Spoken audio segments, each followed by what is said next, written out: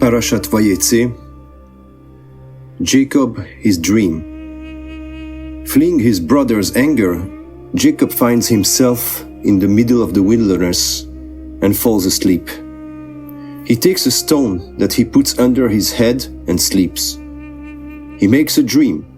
He sees a ladder whose top reaches the sky and angels are moving up and down on it. Jacob was in trouble. He was hiding and was undoubtedly afraid. His only comfort in this arid and cold desert was a stone that he used as a cushion, a symbol of the hardness of his trial. No tent, no warm duvet, no soft pillow, just a stone under the neck. In the original Hebrew text, it is highlighted that the stone was among the stones of the place. As we move on our path of discipleship, the problems and questions of our past and future shouldn't matter. What is left behind and what will happen in the future are issues that are blocking out our present duty. During our ministries, the only question that matters is what are the current sins of the place we are and how to solve them. Our prayers, going up to Yahuwah as messengers on a heavenly scale, are the solution holder at the same time, since the angels move up but also come down the same way. The quintessence of prayer is described here. The origin of the evening prayer is precisely this communication between Jacob and Yahuwah.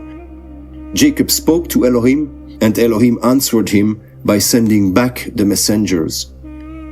So Jacob receives answers to his questions, solution to his problems, comfort in his sadness, and healing to his pain. The Almighty makes the promise of granting him assistance and protection. Jacob builds an altar when he pours oil to seal his covenant with Yahuwah.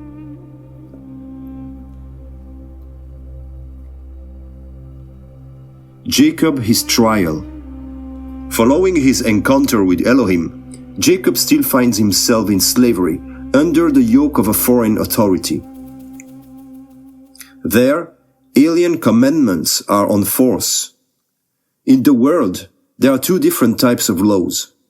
On the one hand, we have the ones that does not necessarily contradict Yahuwah's commandments and that are based on logic and rationalism, being quite legitimate even from the divine point of view. So Laban declares that it is not customary to marry the youngest before the eldest.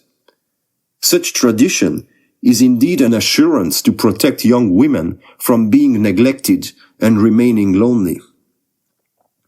We could say that this is a wise behavior in order to protect the children.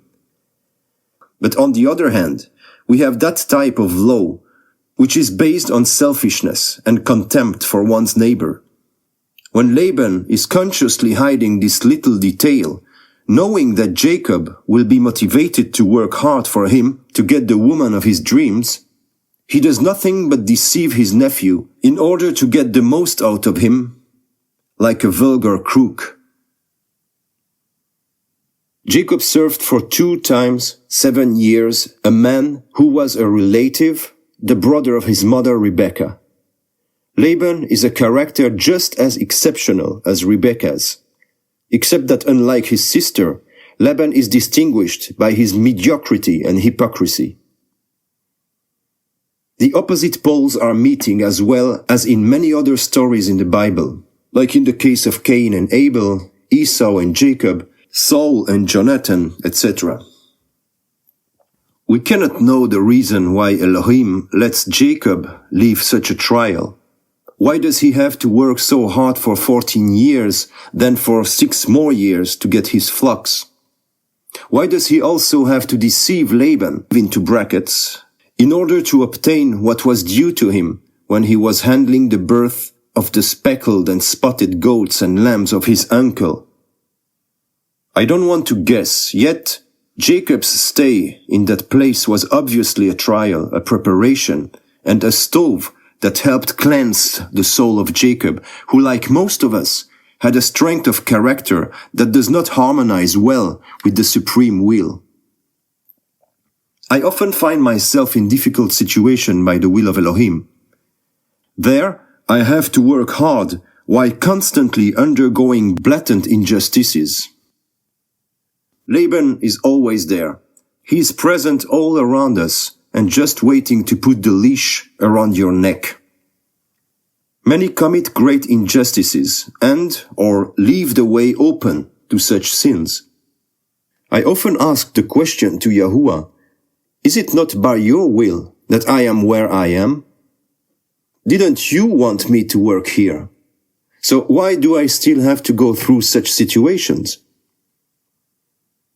It is in these moments that the answer arrives. Many times, it is better to stay in silence and not struggle in vain. By wishing to defend ourselves, we run up against the power that are ruling this world, and they are much more powerful than us. Many times we must not only suffer the humiliation caused by the evil surrounding us, but all the curses coming from it also reaches us. We go out to the divine protection and we venture on alien battlefield where the enemy has the rights and the weapons to defend itself. Indeed, the sinful man does not tolerate that the newcomer lectures him and tells him how things should work in his little world. It is better to suffer in silence for a while and turn directly to the Almighty in prayer. It is better to send our messengers to Yahuwah so that the answers come. Only the Lord of hosts is empowered to put order in our lives and around us. He will send his army when he sees that the moment had arrived, just as Jacob did when he left Laban's house. Yahuwah alone has the right to settle our accounts and restore the things and situations that surround us according to his will and not to ours. It is then that we can often realize that if we have to suffer troubles, that comes from the fact that certain things have to be cleaned away from us. Our Christian pride often thinks to know everything better than those poor unbelievers. And that's very often not really the case. Our own sins are often leading us to be purged from time to time, and this also implies to sometimes have pain. Jacob, his fortune. This is once again in dream that the Almighty counsels Jacob to obtain his cattle by cleverly managing birds within Laban's herds. This is the story of the speckled and stippled goats. Here again, it is not a question of imposture, because it is the Almighty himself who intervenes in the injustice undergone by Jacob for all these years. Laban then explodes with anger at the sight of Jacob's success with his cattle. Yahuwah intervenes again and orders Laban to do not good or bad to Jacob. Yahuwah is speaking to a man who does not belong to him, who is under the yoke of a foreign spiritual power, and with whom he has hardly any covenant. It is surprising to read that Laban could not only do harm to Jacob, but that no good deed is allowed to him either. What would be wrong with doing good?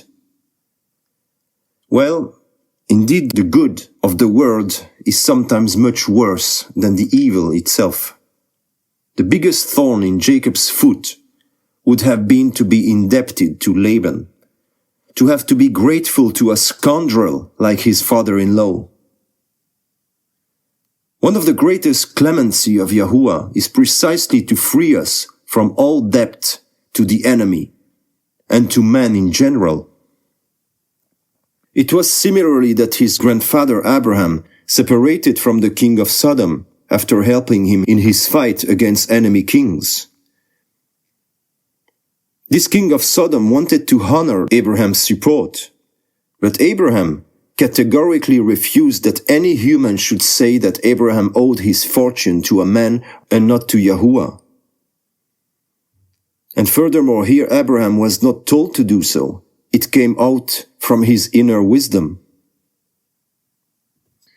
It is also sometimes very tempting to accept damages after a long period of servitude.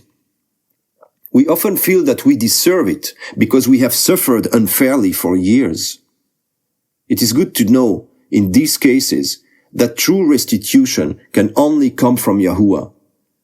It may be that this compensation comes from man to a certain extent, as in the case of Jacob's cattle, but the Almighty makes sure that this good does not come directly from the concrete fortune of man. The good is always purified of all expectation and influence of man. The sheep and the goats obtained by Jacob did not affect Laban's capital at all, since anyway he wouldn't have invested his property as Jacob did. Jacob simply raised a capital for his sake that was not damaging the original capital of Laban, which was returned in full to his owner, as they have agreed at the beginning. Laban was thus not harmed by Jacob, and the animals were kept as agreed. I find it amazing that Jacob's memory needs to be rehabilitated in the eyes of practically everyone. The story here is so clear that I find it difficult to believe that millions of Christians and even Jews blindly adopted the thought and rhetoric of Esau, saying that all the miseries of Jacob are only the consequences of his sins. As we read the story, we can witness how gossip is born and spread in order to soil the image of an innocent person. Jacob has always been a person of honesty and goodwill. However, he had a very serious fault indeed, and more than anyone else in the Bible, he was in a hurry to solve his problems autonomously, according to his own thoughts. It was this stubbornness that led him into many troubles. Jacob, his false covenant. Jacob makes the same mistake as his father and grandfather. When everything is finished, when they are on the verge of deliverance, the enemy attempts a final assault. Knowing that he cannot hold us back under his power, the enemy is always launching a last offensive in order to cause the maximum harm before resigning. It attacks the human side of the person, and it is attacking on the level of people's fear. He proposes to sign a treaty of non-aggression of the territory where he is, assuring that Jacob will not attempt any offensive against him. He lets you out, but he makes you accept him as being your ally. This is what happened between Abraham and Abimelech, between Isaac and the other Abimelech, and this time between Jacob and Laban. But let's think for a moment. If we consider the enemy as our ally, do we not make ourselves our own enemy? Do I tolerate and legitimize the sin that I may have to fight one day by the will of Yahuwah because it is my calling? If I promise him not to take his territory, what will happen if he takes possession in the meantime of the territory that the Almighty would have given to me? Once again, a false alliance obstructing the real covenant was passed between a patriarch and the enemy. After 20 years of hard work spent in the service of his uncle and father-in-law, who did not simply exploit his nephew, but also thinks that everything that belongs to Jacob, his wives, his children, and his cattle, is belonging to him, we can understand Jacob's tiredness in front of such an arrogance. In addition, the memory of his brother Esau, tracking him down for revenge, should also have haunted Jacob's thoughts, especially since he knew that the meeting was near. He was tired of fighting and resigned himself to signing a pact that he should not have signed. He did not have the strength to say no, as we frequently do neither. We are often ashamed to assert our rights, and we have compassion for our opponents. This time also, Elohim is indulgent and sends his soldier behind Jacob to cancel this unlawful contract and leave the way free in spirit to Jacob, so that he can fulfill his call without having his hands tied to anyone from his past. During the period between our conversion and our rebirth in spirit, we also frequently make this type of mistake. False covenants would prevent us from pursuing our journey if Yahuwah did not give us the grace to break these ties that are binding us to our past. However, Yahuwah does not take into account the time of ignorance, and we have the opportunity to implore his clemency for our missteps and our bad decisions, so that everything is cancelled, annihilated, and no longer effective. Thus, we can move towards our destiny in complete freedom. Do not forget that here, Jacob had not yet become Israel. He was thus still in a kind of spiritual childhood.